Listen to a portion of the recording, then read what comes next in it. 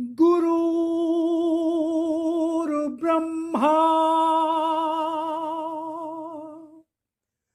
गुरुर्विष्णु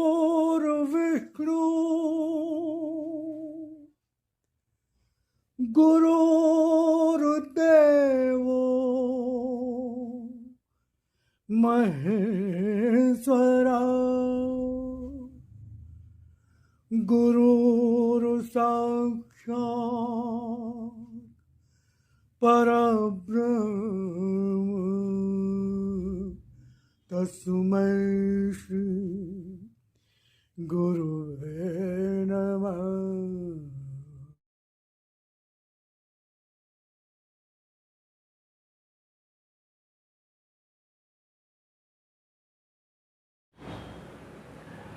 ओम शांति। जय राम जी की। उम्मीद करता हूँ ईश्वर कृपा से आप सपरिवार सकुशल होंगे। तो आज हम भगवत चर्चा करेंगे, भगवान की वाणी, भगवान के दिव्यांश को।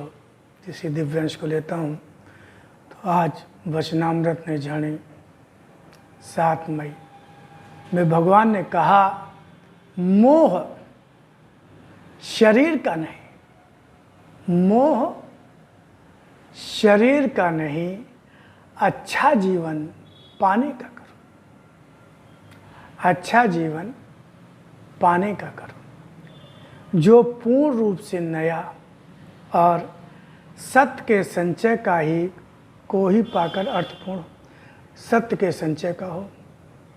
मोह शरीर का नहीं, अच्छा जीवन पाने का करो, जो पूर्ण रूप से नया और सत्य के संचय का हो, अर्थपूर्ण हो, वही जीवन होगा।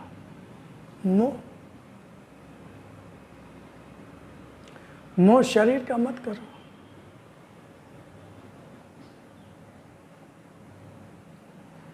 क्योंकि शरीर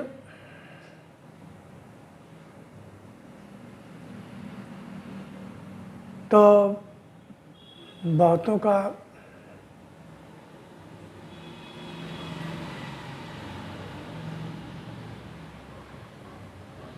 उनके हिसाब से होता है,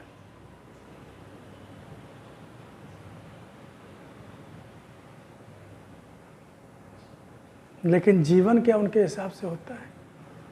क्या जीवन वैसा होता है क्या? शांत, आनंदमय, निर्भयता, निश्चिंतता, यही तो हर आदमी जीवन में, हर आदमी क्या चाहता है? सुख, आनंद, निर्भयता, निश्चिंतता।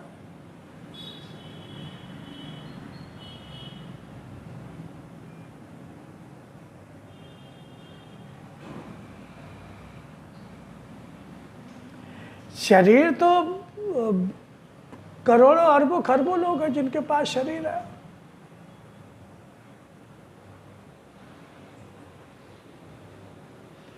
शरीर तो सभी के पास है, और शरीर तो पशु पक्षियों के पास भी है, कीड़े मकोड़ों के पास भी है।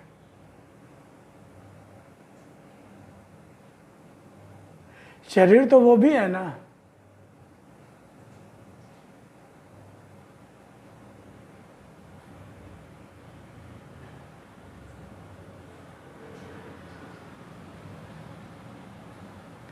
शरीर तो तभी महत्वपूर्ण होगा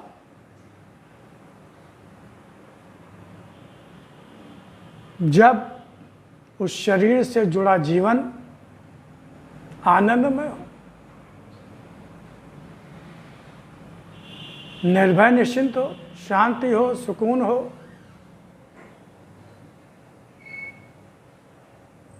उस शरीर से जुड़े ऐसे कर्म हो, ऐसा भाग्य हो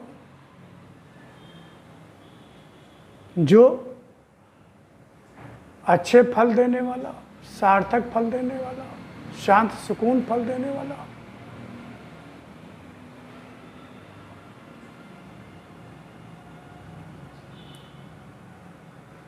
जो पूर्ण रूप से नया। क्या ऐसे ही जीवन पाना चाहते हो जैसा जीवन वर्तमान में चल रहा है? क्या वर्तमान जीवन से संतुष्ट हो क्या?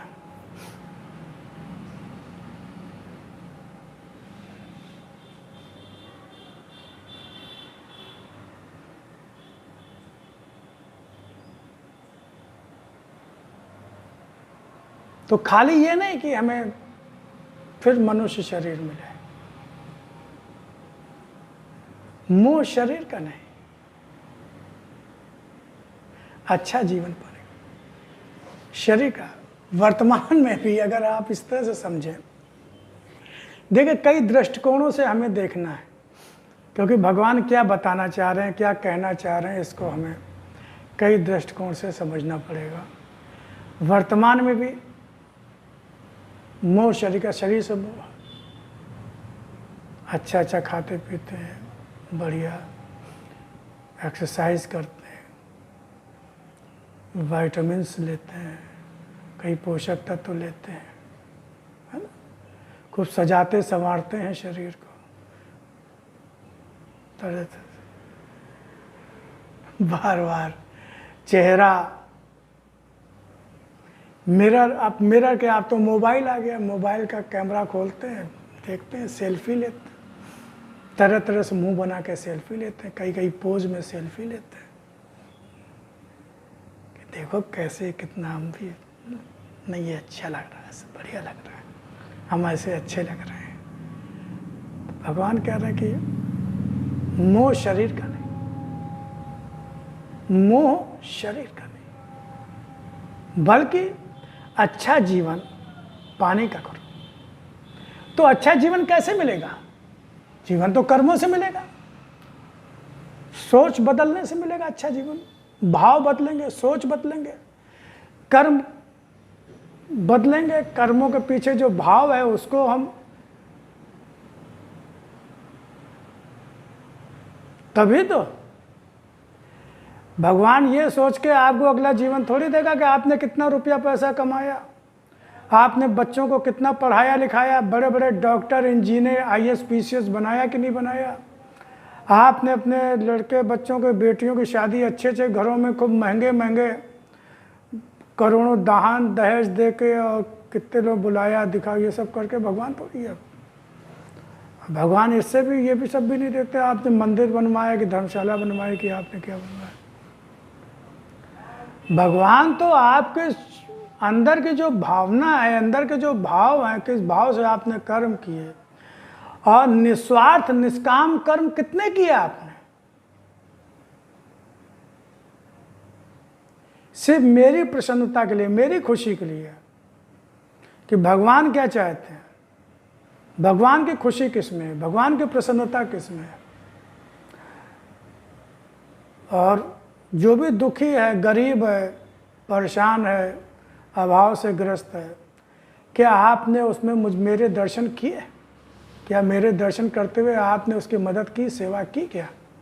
बिना किसी लोभ लालच के, बिना अपने पर आए। या जो पशु पक्षी हैं, कीड़े मकोड़े हैं, कुत्ते हैं, बिल्ली हैं, जो भी है,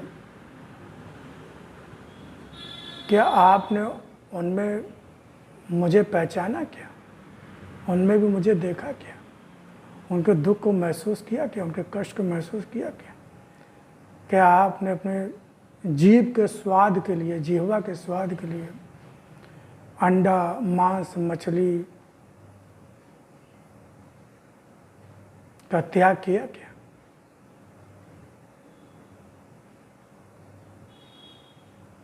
इनके लिए कहीं आपने कष्ट तो नहीं दिया?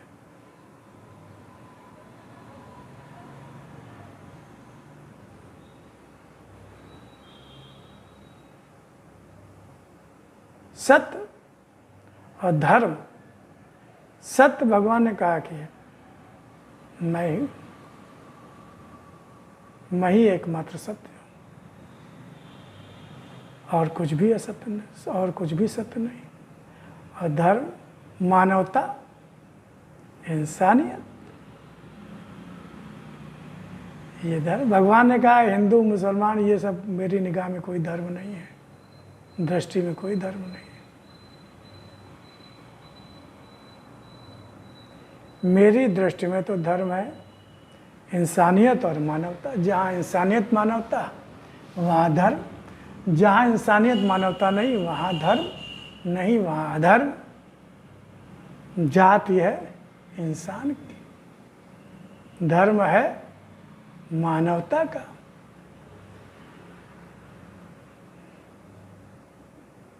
कर्मों का फल कौन देगा? भगवान।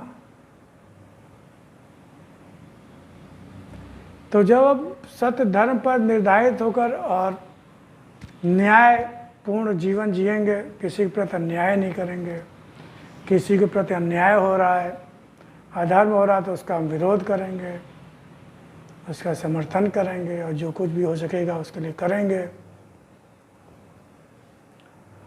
निस्वार्थ निष्काम सेवा भाव त्यागपूर्ण जीवन जिएंगे तो उसके फलस्वरूप जो जीवन मिलेगा वो नया जीवन होगा, सत्पूर्ण जीवन होगा। तो भगवान ने कहा मोह शरीर का नहीं, अच्छा जीवन पाने का करो जो पूर्ण रूप से नया हो। नया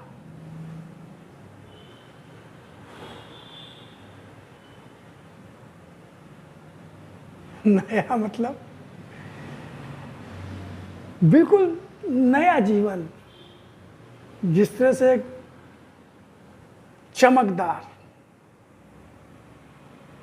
सारी शक्तियों से भरपूर, निरोगी शरीर, निरोगी मन,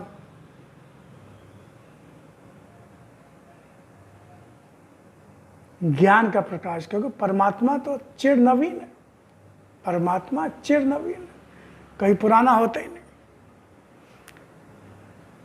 अर्वाचीन शब्द भी आता है इस्तेमाल में, अर्वाचीन। तो भक्त का जीवन जिसमें सत्य है, धर्म है, न्याय है, सत्य के संचय का हो, अर्थपूर्ण होता है। बाकी असत्य का संचय, ये सब जितना भी आसक्ति या अहंता ममता से ग्रस्त होकर जो भी कर्म हो रहे हैं वो सब असत्य का संचय है, वो असत्य का संचय है। वहाँ शांति नहीं है, सुकून नहीं है, आनंद नहीं है, वहाँ भय है, चिंता है।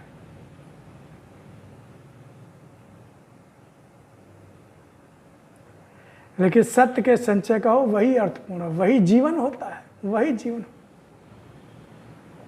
तो हमें इन बातों का ध्यान रखना है कि भगवान ने क्या कहा कि शरीर का मोह नहीं करना है, बल्कि ऐसे कर्म करो। हमारी दृष्टि ऐसे कर्मों पर होनी चाहिए जो सत्य के संचय को बढ़ाने वाली हो, सत्य का संचय हो, जिनके परिणाम स्वरूप सत्य का संचय, यानी सत्य के लिए कर्म करें, धर्म के लिए कर्म करें, इंसानियत मानवता के लिए कर्म, त्यागपूर्ण जीवन हो, सेवा भाव, सब भगवान का ही दिया हुआ है और भगवान के लिए ही है। क्योंकि संपूर्ण सृष्टि भगवान का ही रूप है, भगवान से ही सृजित हुई है, भगवान से ही निकली है, भगवान ही संसार बन गया, भगवान ही संसार बन गया, कण कण में वही है। तो हमें सिर्फ अपना नज़रिया बदलना। अभी हम परिवार की सेवा करते हैं, ये मान के करते हैं ये परिवार मेरा है, पत्नी पुत्र परिवार भाई बहन, लेकिन अब काम तो वही करने जो अभी भी आप कर रहे हो, लेकिन बस विचार भाव क्या बदलना है कि इन सब के अंदर भी मेरा परमात्मा बैठा हुआ है और परमात्मा ही इन रूपों में हमसे सेवा ले रहा है। बेटे के अंदर भी परमात्मा बैठा है और हम जो सेवा बेटे की करते हैं तो परमात्मा ही उस बेटे के रूप में सेवा को स्वीकार कर रहा है। हमें उसे परमात्मा की को देखना है, अंदर की बात। ऊपर से तो आप जो है संसारी बोली बातचीत रहेगी, लेकिन अंदर से ये भाव होना चाहिए, अंदर का भाव होना चाहिए, अंदर का भाव होना चाहिए। यही तो प्रमुख होता है। भगवान तो अंदर का भाव ही तो पड़ता है। ऊपर से हम कुछ भी बोलें भगवान को कोई फर्क नहीं पड़ता, हम मुंह से क्या बोलते हैं भगवान को कोई फर्क नहीं पड़ता। हम अंदर सोचते कि हम क्या सोच के बोल रहे हैं ऊपर से तो बोलते हैं भगवान सब कुछ तुम्हारा है, नाथ सकल संपदा तुम्हारी, मैं सेवक समेत सुत नारी। जब अखंड पाठ होता है, अखंड रामायण का पाठ होता है, तो इसको जो है संपुट बना देते हैं, तो उसको बार बार बोलते हैं, सही बोलते हैं। भगवान को उससे फर्क नहीं पड़ता कि आप दिन में कितने बार बोलते हो, नाथ सकल संपदा तुम्हारी, मैं सेवक समेत सुत नारी। भगवान देखते हैं कि अंदर वाकई क्या ऐसा सोचते भी हो, क्या ऐसा तुम मन वचन कर्म में है, क्या तुम वाकई नाथ सकल संपदा तुम्हारी, मैं सेवक, क्या वाकई ऐसे भाव कर्मों में भी ऐसा है क्या? जब दुख कष्ट पीड़ा होती, कोई बात होती, तब कहते हो भगवान ऐसा क्यों किया, किस लिए किया, क्यों ले लिया, क्यों छीन लिया? अरे भाई, जब नाथ सकल संपदा तुम्हारी, जब आपने कहा कि नाथ सकल संपदा तुम्हारी, सारी संपदा तुम्हारी है, तो जब उसकी हो गए तो तुम काहे रो रहे हो भाई? अरे ली तो उसने अपनी संपदा ली जो तुमने उसको दे दी थी, तो नाथ सकल संपदा तुम्हारी। वो छीना कहाँ, उसने तुम्हें दिया था, उसकी मर्जी, उसने ले लिया कि लाओ बस हम हमें दो। कहते भी हैं लड़का हुआ भगवान की कृपा है, भगवान ने दिया है, भगवान ने दिया है। बहुत विनम्र, बहुत बड़े भक्त हैं भाई, हम सब लोग बहुत बड़े भक्त हैं। भगवान ने दिया है, भगवान ने ही दिया है, लेकिन ऐसा मानते कहाँ हैं? कोई कष्ट पीड़ा पड़ती, कोई बात हो जाती है, वो लड़का खत्म हो जाता है, कहते भगवान तुमने ये क्यों किया,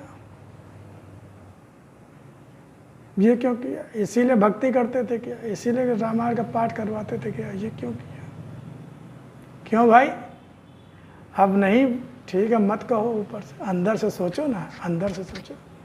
अरे भगवान का था, भगवान ने ले लिया, भगवान ने ही तो दिया था, भगवान ने ले लिया। अरे दुनिया में चिल्ला चिल्ला के कौन कहने के लिए कह रहा है कि आप कहो कि भगवान का था, भगवान ने लिया? अरे दुख होता है, दुख होता है, दुख होगा, कोई गलत भी नहीं है, दुख होता, इंसान है हम सब लोग इंसान, दुख होता है, दुख होना कोई गलत बात नहीं। लेकिन अंदर से ये भाव रहे कि अरे भगवान ने ही तो दिया था, भगवान ने लिया। शांति, अंदर शांति रहे, अंदर शांति रहे। और जो बहुत दुखी उनको फिर समझाए भी कि भाई देखो ठीक है, मेरा तो बेटा गया है, लेकिन मैं तो, भगवान ने दिया था ना, भगवान ने ले लिया, भगवान की ही संपत्ति। मैं तो शुरू से यही मानता था, शुरू से यही मानता था कि भगवान की है, और यही सत्य, यही सच्चाई है। जो ज्ञानी की यही पहचान है, ज्ञानी ज्ञान में जीता है, उसके ऊपर भी वही सारी स्थितियां परिस्थितियां आती हैं जो एक आम आदमी के ऊपर आती है, लेकिन वो ज्ञान से जीता है, वो टूटता नहीं है, बिखरता नहीं, उसके अंदर की शांति नष्ट नहीं होती। ऊपर से हो सकता है वो भी रोए, वो भी दुखी हो, लेकिन कभी भगवान को उलाहना नहीं देगा, भगवान को दोषी नहीं ठहराएगा, इस बात की शिकायत नहीं करता भगवान क्यों ले लिया, कभी नहीं कहेगा, कभी नहीं कहेगा। सच्चा ज्ञानी है। बाकी भगवान कह के अंदर ही अंदर प्रार्थना करते, ठीक है बहुत अच्छा किया भगवान, आप ही का तो था भगवान, प्रभु आप ही का तो था, इतने दिनों आपने हमें दिया, आपकी बहुत कृपा है, आपकी चीज़ आपके पास चली गई, अगर उसकी सेवा में कोई कमी रह गई हो तो भगवान माफ़ करना।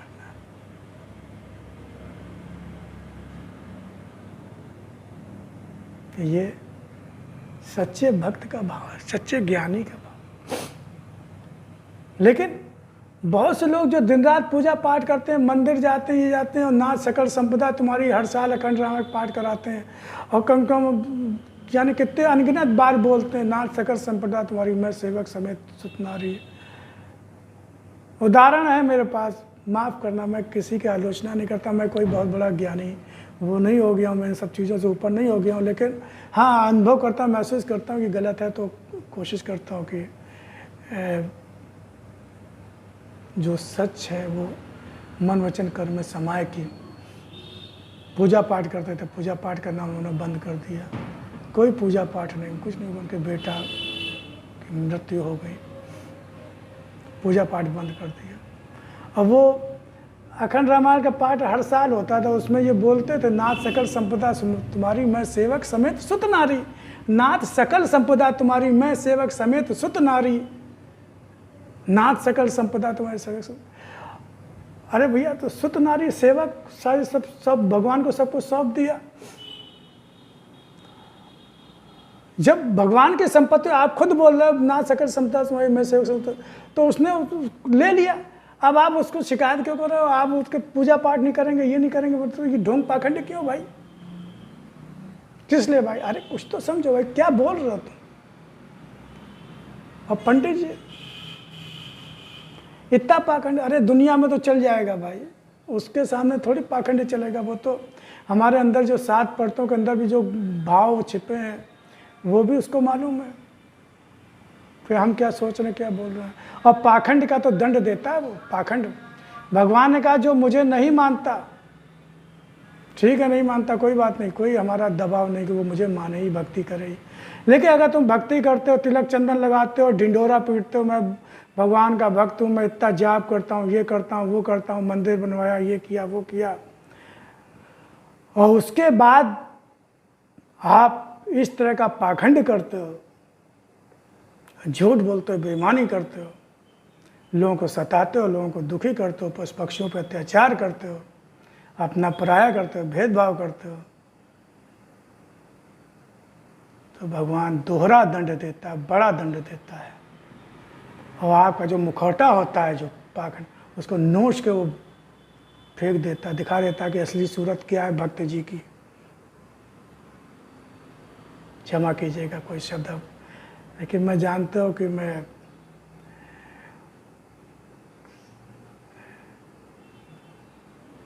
मेरा भाव सिर्फ ये होता है कि सही बात जो मुझे समझ में आ रही है सही, वो मैं कहूँ।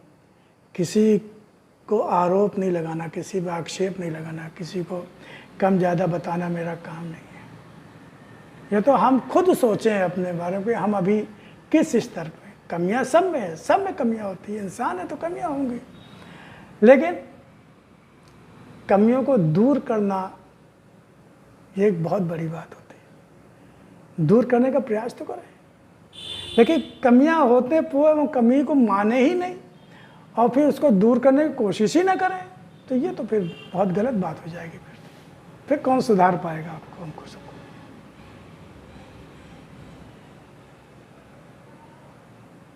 तो हम इस बात का ध्यान रखेंगे कि हमें शरीर की चिंता नहीं करनी है, कर्मों की चिंता करनी है। कर्मों की चिंता करनी है कि ऐसे कर्म करें, सत्य से जुड़े हुए करके, भगवान से जुड़े हुए कर्म करें। भगवान ने क्या चाहा, भगवान ने कैसे चाहा, भगवान कैसे खुश होंगे, भगवान कैसे प्रसन्न होंगे। भगवान के लिए हमारे भाव, हमारे कर्म ही प्रमुख है, सच्चे भाव। भगवान हर क्षण हमारे साथ रहकर, वो न्याय रूप में भी हमारे साथ रहता है, आत्मा रूप में है।